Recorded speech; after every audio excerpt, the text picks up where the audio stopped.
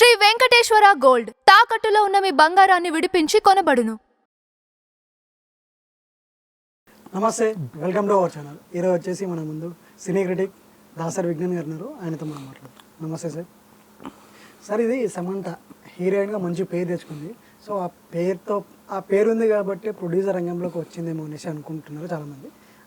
And అలాగే production రంగంలోకి వచ్చి ఒక సినిమా కూడా తీసింది, శుభం అని.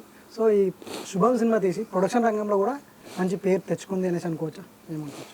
శుభం అనే సినిమా రివ్యూ గురించి మాట్లాడుకునే ముందు సమంత ప్రయత్నం గురించి మాట్లాడుకోవాలి.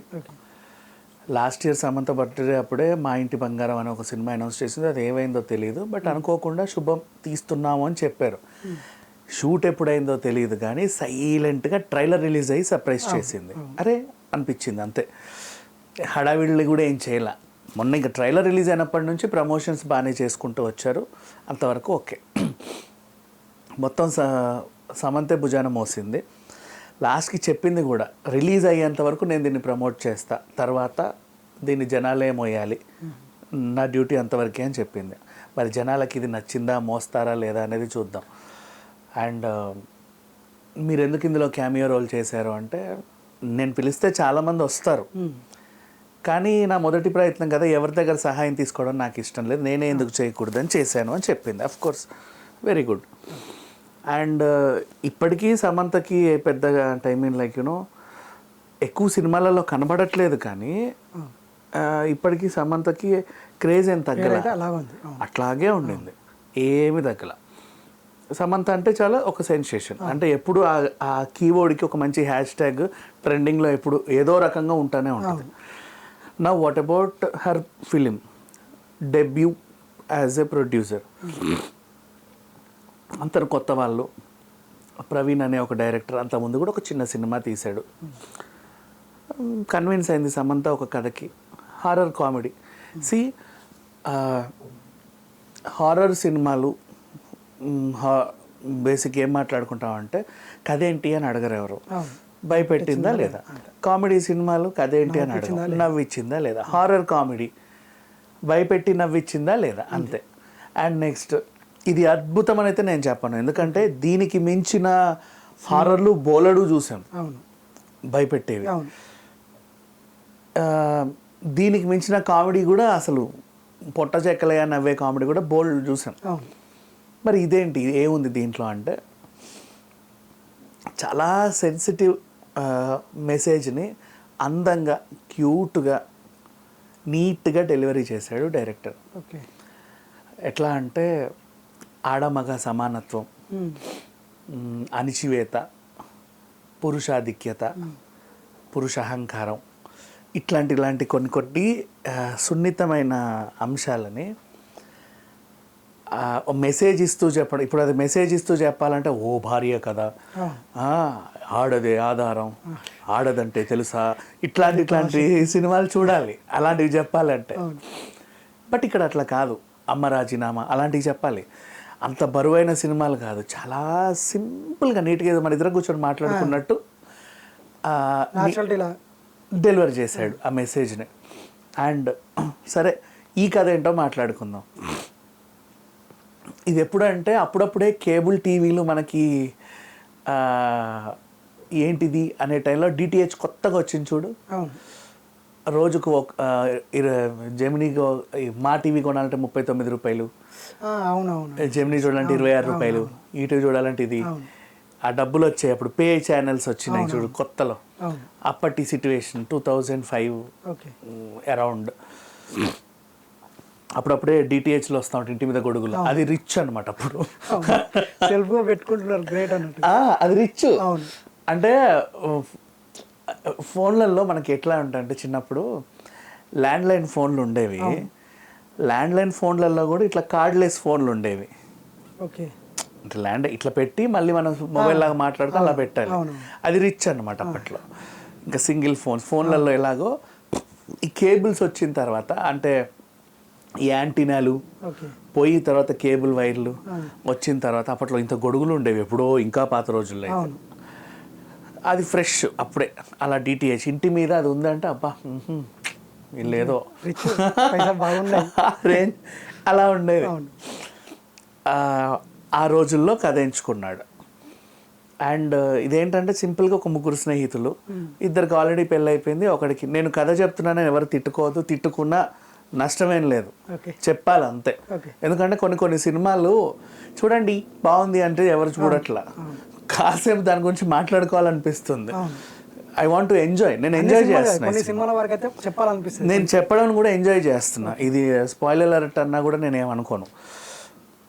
ఎలా అంటే అబ్బాయికి పెళ్ళవలే, ఇద్దరికి ఆల్రెడీ అయ్యింది. ఇతనికి కూడా పెళ్లి చేసే టైంలో పెళ్లి చూపులు అలాగే పెళ్ళి శోభనం జరుగుతూ ఉంటాయి.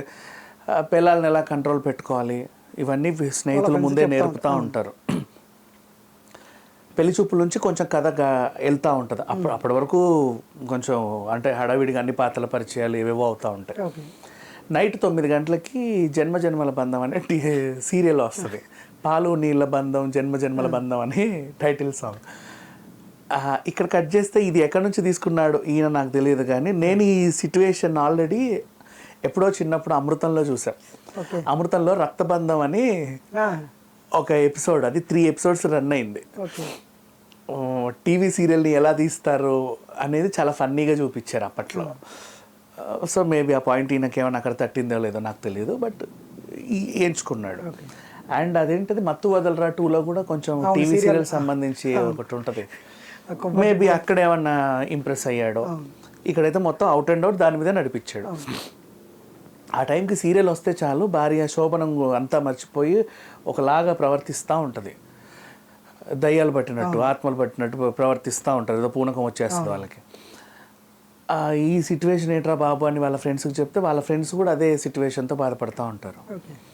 ఊళ్ళో చెప్పుకుంటే పరుగు పొద్దేమో అనుకుంటారు, బట్ ఊరంతా అదే సిచ్యువేషన్. దీన్ని డీల్ చేయడానికి ఒక మాతాజీ వచ్చింది, మాయ. ఓకే. ఆవిడ ఇచ్చిన సలహా ఏంటి అసలు? మాయ అంటే సమంతే మనకు. నాకు ఒక డౌట్, దీంట్లో ఏమన్నా పొలిటికల్గా అది ఏమంటారు, ఒక పొలిటికల్గా కూడా ఇది వాడరు అని చెప్పేసి కూడా వార్తలు వస్తున్నాయి. ఉన్నాయి, అవన్నీ చెప్తాను నేను. సో ఇక సమంత ఎంట్రీతో కథ ఎట్లాంటి మలుపు తిరిగింది, అసలు ఏంటి ఆ ఆత్మలకి ఆ టీవీ సీరియల్కి ఈ ఊరుకున్న సంబంధం ఏంటి అనేది చూపించారు. అంతే, చిన్న పాయింటే, ఇంకా అన్నీ చెప్పేస్తే బాగోదు. అదే అలా ఆ చిన్న పాయింట్ ఏదో థియేటర్లో చూడండి, చాలా బాగుంటుంది. అండ్ నెక్స్ట్ ఇప్పుడు ఊరందరూ ఒక సమస్యతో బాధపడుతున్నారు కదా, సమంత వచ్చినప్పుడు ఇచ్చే డైలాగ్ అనమాట అది. అది ఏంటంటే మన షర్మిల గారిని ఇమిటేట్ చేసినట్టుగా ఒకటి ఏంటది, సమస్యని సమస్య అని ఎందుకు అంటారంటే అది సమస్య కాబట్టి అనేది దాంట్లో ఉన్న డైలాగ్. యాక్చువల్గా ఆ డైలాగ్ బాగా నవ్వులు పోయిస్తుంది థియేటర్ అంతా కూడా. అంటే తను ఇంతకుముందు కొన్ని డైలాగ్స్ ఉంటాయి, ఆడపిల్ల ఎందుకంటే ఆడపిల్ల కాబట్టి కొన్ని సామాజిక మాధ్యమాల్లో వైరల్ అయ్యేదాన్ని తీసుకొని యూస్ చేసుకున్నారు అంతే. బట్ ఇట్స్ ఓకే, బాగుంది. నేను ఇప్పుడు ఇది చెప్తేనే మీకు అంత ఇంట్రెస్ట్ అయిందంటే సినిమాలో అంతకు మించి అంటే మరీ పొట్ట చెక్కలయ్యేంత జోకులు కాకపోయినా హాయిగా కూర్చొని నవ్వుకునే జోకులు ఉన్నాయి. మరి ఇటు వనికే భయం లేకున్నా కూడా అట్లీస్ట్ కాస్త చూడగలిగే అంత హారర్ ఎలిమెంట్స్ అయితే ఉన్నాయి. అండ్ ఇంకొకటి చెప్పనా, దీంట్లో ఒక మంచి మెసేజ్ ఇచ్చాడు. ఈ సినిమా అర్థం కావాలంటే అంతకుముందు సినిమా బండి అనే సినిమా చూడాలి, ఈయన ఫస్ట్ సినిమా. అంటే ఆ టీంని సెకండ్ హాఫ్లో వాడుకున్నాడు. అంటే ఎవరి తెలియని వాళ్ళైతే ఎవరు వీళ్ళు అనుకుంటారు, తెలిసిన వాళ్ళైతే ఇట్స్ ఓకే. ఇలా తిరిగింది, కుటుంబం అంతా కూర్చొని చూసే. ఈ మధ్య కాలంలో ప్రతి సినిమాలో ఏంటంటే ఎక్కడో దగ్గర చిన్న బూతు ఏవేవో ఉంటున్నాయి, ఏమీ లేవు తెలుసా. ఎంత క్లీన్గా ఉందంటే అంత క్లీన్గా ఉంది. ఇప్పుడు అంటావా సాంగ్ చేసింది సమంత, అంత బోల్డ్గా చేసిందంటే సమంత ఇంతమంది మగాళ్ళు ఆడవాళ్ళు ఉన్నారు, ఇంతమంది ఏదో బూత్ ఎలిమెంట్ ఉంటుంది అని చాలామంది అనుకున్నారు. బట్ తప్పది, చాలా నీట్గా ఉంది. ఇంకొకటి చాలామంది తెలియని విషయం ఏంటంటే వంట సాంగ్లో కూడా బూత్ ఏం లేదు. ఒకటి సన్నగా ఉంటే ఇష్టపడతారు, ఒకటి లావుగా ఉంటే ఇష్టపడతారు, ఒకటికి అట్లా ఇష్టం, ఒకటికి ఇలా ఇష్టం, ఒకటి నలుపు ఇష్టం, తెలుపు ఇష్టం, అంతే. Simple lyrics. అర్థం చేసుకోవడం ఇంకోలా అర్థం చేసుకున్నారు అంతే. ఈ సినిమా అసలు అది కూడా లేదు ఇంకా చెప్పాలంటే, చాలా నీట్గా ఉంటుంది, బ్రహ్మాండమైన సినిమా. అండ్ నచ్చిన అంశం ఏంటంటే వితౌట్ కాంపిటీషన్ వచ్చింది. మహా అయితే ఒక సింగిల్ ఇంకో సినిమా ఉంది. అంటే చిన్న సినిమాలే ఉన్నాయి, పెద్దగా అన్ని థియేటర్లు క్యాప్చర్ చేసే పెద్ద పెద్ద సినిమాలు అయితే లేవు. 100 కోట్లు 200 కోట్ల బడ్జెట్ సినిమాలు ఏం లేవు.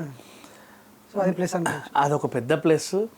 అండ్ ప్రొడ్యూసర్గా గ్రాండ్ సక్సెస్. నాని ఎలాగైతే ఆ సినిమాతో సర్ప్రైజ్ చేశాడో ఆ కూడా అసలు చాలా అసలు కన్ఫ్యూజన్ సినిమా అది. బట్ ఏదో ఇందులో అది కూడా లేదు. చాలా మన ఇద్దరం కూర్చొని ఏదో మాట్లాడుతున్నట్టు. మధ్యతరగతి జీవితాలే ఎవరికి కొత్త కాదు, హారర్ కొత్త కాదు, కామెడీ కొత్త కాదు. బట్ చూడు ఎంత అందంగా నీట్గా ఉందంటే అంత క్యూట్గా ఉంటుంది సినిమా. సక్సెస్ అయిందని అనుకోవచ్చు ప్రొడ్యూసర్. దీనికి ఇంకా టెక్నికల్ టీం గురించి చెప్పుకుంటే యాక్చువల్గా చాలామందికి అర్థం కాని అంశం ఒకటి చెప్తా. సెకండ్ హాఫ్ సాగారు సాగారు సాగారు అంటారు కదా, వీళ్ళు ఎంచుకున్న థీమే సాగతీత టీం. అది టీవీ సీరియల్ థీమ్ని కదా ఎంచుకున్నారు, అందుకు కొంచెం సాగతీశారు అంతే. అది అర్థం చేసుకోవాలి చాలామంది. సాగతీశారు అంటే ఆ ఆత్మకి టీవీ సీరియల్కి ఊరికి ఉన్న సంబంధం ఏంటనేది తెలిసిపోతే, ట్విస్ట్ రివీల్ అయిపోతే అంతేనా అనిపిస్తుంది. ఏ హారర్ ఎలిమెంట్ అయినా అంతే కదా, ఎందుకు వచ్చింది ఏంటనేది అసలు విషయం తెలిసిపోతే కొంచెం చప్పగా ఉంటుంది. ఇక్కడ మళ్ళీ ప్రీ క్లైమాక్స్ నుంచి క్లైమాక్స్ తీసుకెళ్ళి నడిపించిన తీరు ఇంకా అద్భుతం. బట్ ఆ సాగతీత ఎందుకు అంటే కావాలనే చేశారు. ఈ సినిమాకి అవసరం బికాజ్ వాళ్ళు ఎంచుకున్న థీమ్ టీవీ సీరియల్. అదొక్కటి బాగా గుర్తుపెట్టుకోవాలి. ఇప్పుడు చూడండి సినిమా.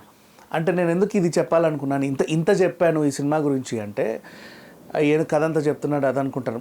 ఇది తెలియకుండా వెళ్తే చాలామంది ఏ సాగతీశారా అంటారు. అనకూడదు, అస్సలు అనకూడదు. దీనికి ఆ సాగతీత అవసరం. అలా మరీ సాగతీలా కొంచెం ఆ ల్యాగ్ ఎందుకంటే ఎంచుకుంది టీవీ సీరియల్ కాన్సెప్ట్ కాబట్టి. టీవీ సీరియల్స్ అలాగే ల్యాగ్ ఉంటాయి అంతే, అంత మించి ఏంలా. అండ్ ఈ సినిమాకి నేను ఇచ్చే రేటింగ్ మర్చిపోయా, టెక్నికల్ టీం గురించి మాట్లాడుకోవాలి. పాటలు కూడా చాలా బాగున్నాయి. అండ్ ఈ టీవీ సీరియల్ పాట వస్తే మనం నవ్వుకుంటానే ఉంటాం. పాలు నీళ్ళ బంధం, జన్మ జన్మల బంధం. అండ్ ఎడిటర్ చాలా నీట్గా క్రిస్పీగా కట్ చేశారు. అది సాగతీత కాదు, మళ్ళీ చెప్తున్నా. ప్రొడక్షన్ వాల్యూస్ గురించి మాట్లాడుకుంటే మరీ అన్ని కోట్లు పెట్టాల్సిన అవసరం లేదు. దీనికి ఎంత కావాలో సమంత అంత పెట్టింది, ఇనఫ్. యాక్టర్స్ గురించి మాట్లాడుకుంటే అన్ని ఫ్రెష్ ఫేసెస్, ఒకటి అలా చూసిన ఫేసెస్. బ్యూటిఫుల్గా సెట్ అయింది టీం అంతా కూడా ఈ సినిమాకి నిలబెట్టడానికి. కొత్త వాళ్ళు కూడా లైఫ్ ఇచ్చింది, అందరికీ లైఫ్ ఉంది. ఇందులో పనిచేసిన వాళ్ళందరికీ రేపటి నుంచి పెద్ద పెద్ద సినిమాలలో మంచి మంచి అవకాశాలు వస్తాయి, గ్యారంటీ అది. అండ్ ఇంకా డైరెక్టర్ గురించి స్పెషల్గా మాట్లాడుకోవాలి. అప్పుడెప్పుడో సినిమా బండి తీశాడు, చాలా సున్నితంగా అందరికీ ఎమోషనల్గా నచ్చింది. ఈ సినిమాని ఈ అబ్బాయి ఒక మంచి డైరెక్టర్ దొరికాడు తెలుగు సినిమాకి అనిపించుకునేలా పనిచేశాడు. అండ్ ఆ సినిమా బండి కూడా కొత్త వాళ్ళని పరిచయం చేసిన తర్వాత రాగ్ మయూర్ వీళ్ళందరికీ మంచి మంచి అవకాశాలు వచ్చాయి. ఇప్పుడు బాగా సినిమాలు చేస్తున్నారు. ఇప్పుడు ఇందులో ఉన్న ఆర్టిస్టులకు కూడా రేపటి రోజు మంచి లైఫ్ ఉంటుంది. అట్లా ఒక డైరెక్టర్ సక్సెస్ అవ్వడం నిజంగా గ్రేట్. వీళ్ళందరూ కూడా రేపటి నుంచి ఆ సమంత పేరు చెప్పుకుంటారు చాలా హ్యాపీగా. ఈ సినిమాకి నేను ఇచ్చే రేటింగ్ ఏంటంటే 5/5. దీంట్లో ఎక్కడా కూడా మైనస్ అనేది లేదు సినిమాలో. మైనస్ లేని సినిమా అంటే ఇదే. ఇంకా చెప్పాలంటే దాన్ని ఇంత నీట్గా అదేంటిది ఏ హడావిడి లేకుండా ప్రజెంట్ చేయడం అనేది కూడా చాలా గ్రేట్. ఎక్కడ కూడా మైనస్ లేదు. కుటుంబం అంతా కలిసి ముసలి ముతక చిన్నపిల్లలు సంతోషంగా చూడొచ్చు, ఎన్నిసార్లు అయినా చూడొచ్చు. ఇంకొకటి కొన్ని సినిమాలు ఏంటంటే ఒకసారి చూసేస్తే అంతేలే అనిపిస్తుంది, అంతేకా. ఇప్పుడు అతడు, నువ్వు నాకు నచ్చావు, కొన్ని చంద్రముఖి ఎన్నిసార్లు చూసినా చూడాలనిపించే సినిమాలు కొన్ని ఉంటాయా. ఆ జాబితాలో శుభం చేరవడం నిజంగా గ్రేట్. తెలుసు అంత ఏంటనేది, అయినా సరే మళ్ళీ మళ్ళీ చూడడానికి ఇష్టపడతా ఉంటాం కొన్ని సినిమాలు. ఈ సినిమా అలాంటి సినిమా. 5/5 రేటింగ్. సమంత శుభం, నిజంగా శుభం, చాలా బాగుంటుంది. అందరూ కూడా చూసిన వాళ్ళు ఇంకా 10 మందికి చెప్పేలాంటి సినిమా. ప్రొడ్యూసర్గా సమంత సక్సెస్. ఇట్లాంటి ప్రొడ్యూసర్స్ ఉంటే అలాంటి ట్రాలాలా అంటే తెలుసా, అప్పుడు brown girl in the ring అని ఒక సాంగ్ ఉండేది, ట్రాలాలా అంటారు దాంట్లో. ఆ పదాన్ని తీసుకొని ప్రొడక్షన్ పెట్టింది. అంత అందంగా తీసింది ఈ సినిమా. రియల్లీ సమంతని మెచ్చుకోవాలి, ఆర్టిస్టులను మెచ్చుకోవాలి, డైరెక్టర్ని మెచ్చుకోవాలి. ఈ సినిమా తీసిన బృందం కూడా మరిన్ని సినిమాలు ఇలాగే తీస్తూ ఉంటే అసలు ఎక్కడికో వెళ్ళిపోతారు.